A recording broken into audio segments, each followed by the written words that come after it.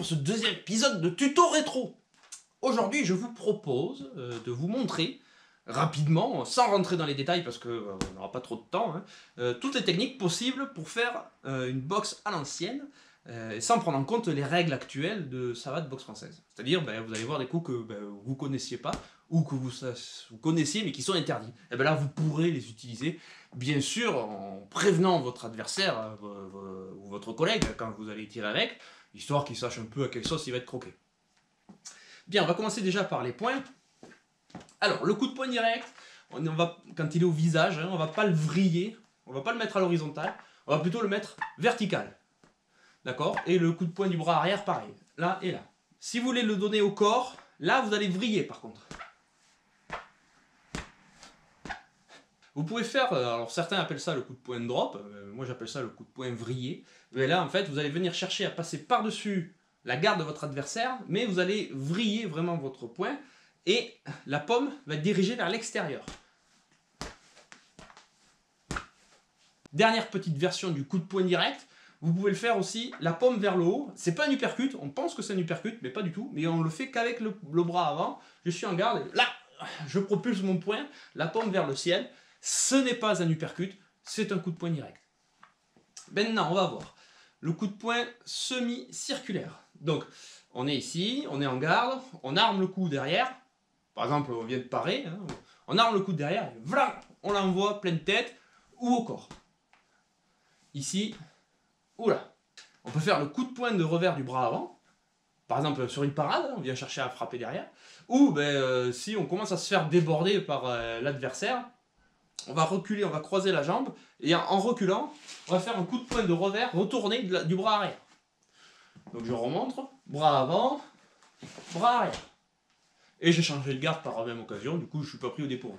Ensuite, tout ce qui est relatif aux coups de poing de boxe anglaise, tels que vous les connaissez, uppercut, crochet, ça vous pouvez les garder. Par contre, vous gardez pas, vous faites pas ça. Là c'est pas vintage, ça. Là c'est trop moderne.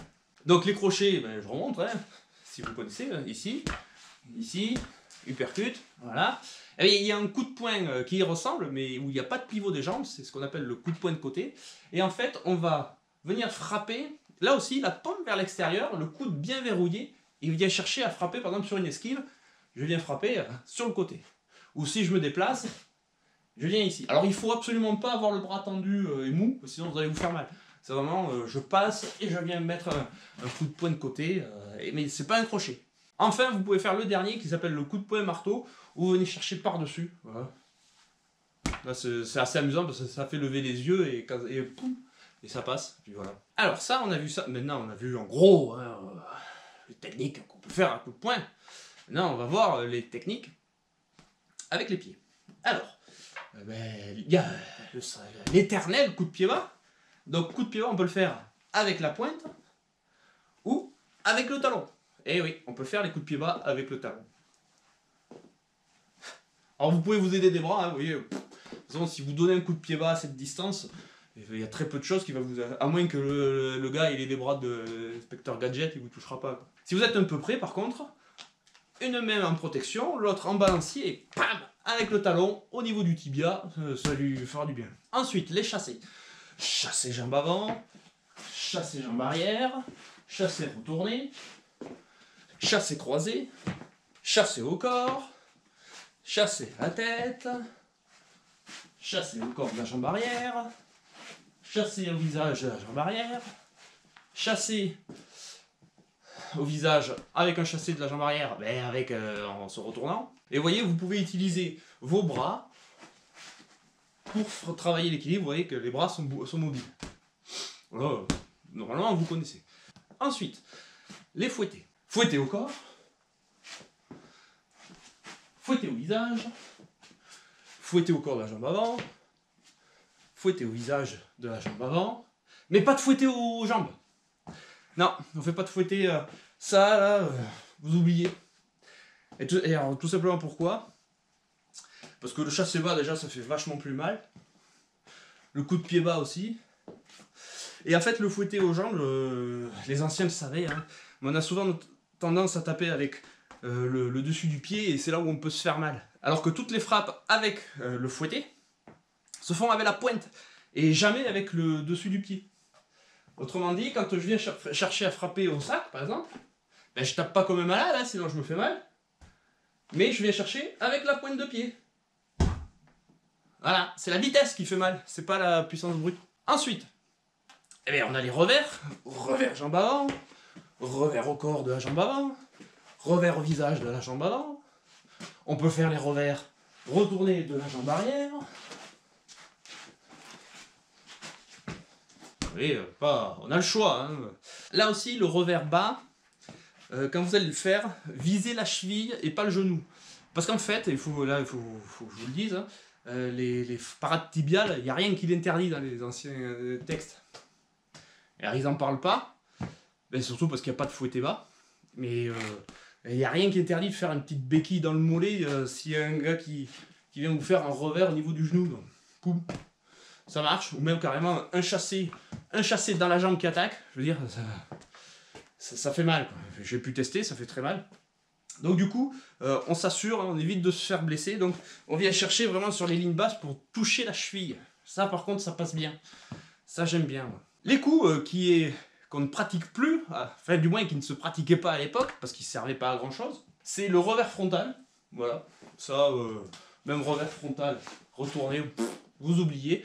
Parce que là aussi, on remet dans le contexte, à l'époque on peut attraper les jambes, mais là le revers frontal c'est fatal quoi. Le chassé frontal, celui-là, ça pareil, vous oubliez. Et vous allez me dire, et alors il n'y a plus d'attaque frontale comme ça? Si, t'inquiète pas, en fait il y a plusieurs types de coups de pied. Là. On a d'abord le coup de pied de pointe, où on vient chercher à frapper dans le creux de l'estomac. Alors après, dans d'autres contextes, on va plutôt chercher entre les jambes, mais là c'est pas le sujet. Mais là on vient chercher ou à frapper sous le menton, ou au plexus. Là c'est 100 points. On peut le faire de la jambe arrière aussi. Et j'équilibre mon corps, toujours pareil. C'est très rapide, c'est très vif. Si le gars il s'amuse à être comme ça là c'est si vous imaginez un petit peu la scène de Star Wars, là, quand Luke il attaque dans l'étoile de la mort, là, ben, voilà, vous glissez dans la fente et pim, 100 points.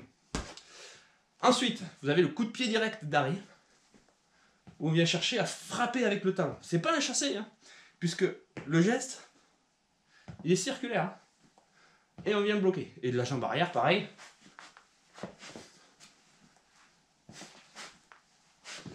Pas de problème. Vous pouvez faire aussi, dans les trucs bizarres, vous pouvez aussi faire le chassé avec la pointe de pied. Ça c'est pas mal aussi.